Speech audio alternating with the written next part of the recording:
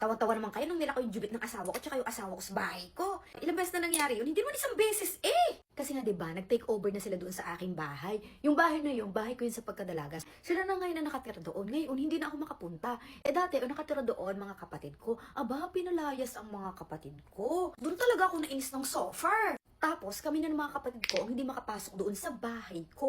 Ngayon, para hindi ako makapasok at ang mga kapatid ko, ang ginagawa nila, pinapadlock nila para pag wala sila or nandoon sila. So, ilang beses ko nang ginagawa yun. Halimbawa, pinapadlock nila. Normally, wala sila doon pag pinapadlock nila. Ang ginagawa ko, bumibili ako, konti lang ang pera ko noon. May wala rin akong pangkaso-kaso na ganyan. Basta, konti lang pumunta akong palengke. Bibili talaga ako ng malaking padlock. Yung talagang hindi pwedeng pukpukin na ganyan, yung ginagayat. O, di ba may padlock sila, yung kanilang padlock. Ngayon, ang gagawin ko, lalagyan. Hindi rin naman ako makapasok. Hindi ko rin sila papapasukin or palalabasin. Pag nasa loob sila, malas sila. Ngayon, pag nasa labas sila, mahihirapan din sila pumasok. Idodombula ko yun. Bibili ako sa palengke, tapos ilalako uli. Mabubuksan nila yung kanila, yung akin, hindi nila mabubuksan. One time, nasa loob sila, dumating ako, napapatrip ako kasi hindi ako makapasok.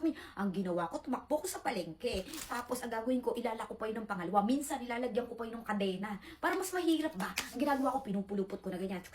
Ganyan. Tapos ilang beses ko ipapadlock, tipong 2, 3, talagang gagastos ang pirmi. Tapos sila, hirap na hirap ngayon lumabas. One time naman yung kotse niya nakapark sa labas, sinabuyan ko yun ng pintura. Ang pagkakamali ko, nabili ko ng pintura, yung matatanggal baga. Gusto ko talaga, magiging permanent. Talaga sinabuyan ko, sabay takbo ko, Parang di na lotion, parang perfume, ang bango. Bang nag-aas ko, nilagay ko sa kuyukot ko, abay itong Miss Chung Retinol Serum, magsasamber na, kailangan maputi ang kuyukot ko. Wala na nga akong puwit, tapos maitim pa ba? Hindi po pwede ha. Magaling to sa pimple marks, saka dark spot. Wala na lang kasi akong pimple marks. Halimbawa, meron kayo dito mga peklat-peklat yung naitim na ko, ilagay nyo to, may mabas ko. Basta maglo-lotion na kayo kasi medyo matapang talaga ng alitabi. Tsaka may anti-aging. One time nakapasok ako, sinunog ko talaga lahat ng gamit ng kanyang jubet.